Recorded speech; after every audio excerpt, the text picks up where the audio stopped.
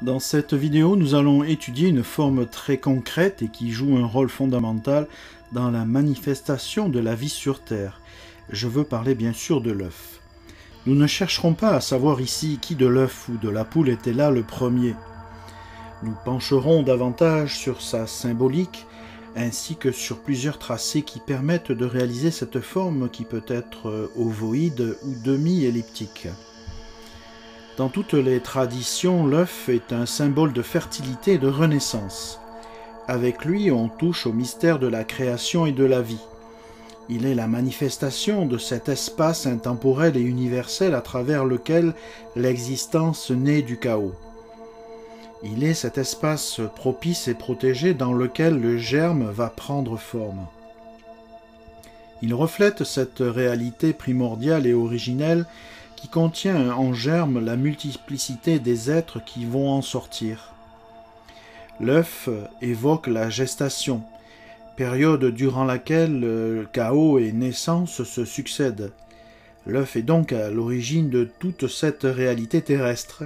Symbole de cette unité primordiale, il est à l'image du vivant achevé qui va naître ici-bas par l'intermédiaire de cette triunité, à savoir le noyau jaune qui est la matière originelle, le blanc qui l'entoure et qui est le substrat nourricier, et la coquille avec sa membrane intérieure qui servent de contenant et de limite afin d'assurer la cohérence et la garantie que ce processus ira à son terme. L'œuf est en ce sens le premier principe d'organisation qui permet au vivant de se renouveler sans cesse et de prendre une nouvelle forme dans la matière. Avec sa forme ovoïde vient tout naturellement le zéro. Celui-ci symbolise toutes les potentialités en devenir, ce qui est en latence et qui demeure encore dans le monde du non manifesté. Le zéro exprime la volonté créatrice qui n'attend plus qu'une intervention divine la fasse sortir du néant pour devenir une création unique et incarnée par le un. L'œuf est donc la matrice qui permet au néant de prendre forme dans la matière pour devenir unique et singulier.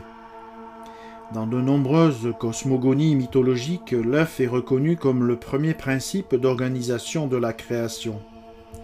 Il apparaît comme le symbole du renouveau périodique de la nature et de la fertilité créatrice. Il est le contenant idéal et propice à toute forme de création, y compris pour l'être humain. Nous allons maintenant voir trois approches différentes pour dessiner un œuf. La première consiste à dessiner un cercle, puis la moitié d'une Vesica Piscis à partir de ces deux points. Puis nous allons rajouter un cercle à ce niveau-là, afin qu'il soit en tangence avec les deux arcs de cercle précédents. Le nombre d'or n'apparaît pas dans ces proportions car le rapport entre la hauteur et la largeur est de 1,29.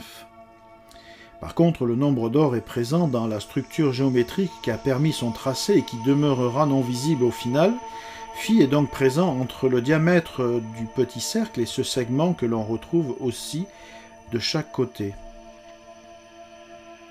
Cette forme d'œuf est assez commune et classique. Voyons maintenant la seconde version qui aboutit à un œuf plutôt ovoïde et qui ressemble davantage à un zéro. Parce que dans la réalité, les œufs peuvent avoir des proportions souvent bien différentes. Donc pour cette version d'œuf ovoïde, nous allons tracer un petit cercle qui va nous permettre de dessiner une Vesica Piscis avec ces deux cercles au complet. Puis, sur chacune des extrémités de cette Vesica, nous allons tracer ces deux arcs de cercle afin de compléter le contour de cet œuf ovoïde. Le nombre d'or n'est toujours pas présent dans les proportions entre la hauteur et la largeur de cet œuf, car nous n'avons qu'un rapport qui s'élève à 1,32. Par contre, nous retrouvons la présence de ces deux pyramides sacrées qui sont inversées l'une par rapport à l'autre au niveau de leur base. Pour la troisième et dernière approche, nous allons utiliser une étoile à 5 branches avec son pentagone autour. Pour commencer, nous traçons une droite horizontale au niveau de ce point.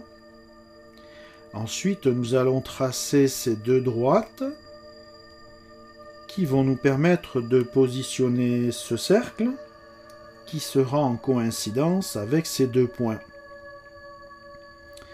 Nous allons faire pareil avec ce cercle plus grand.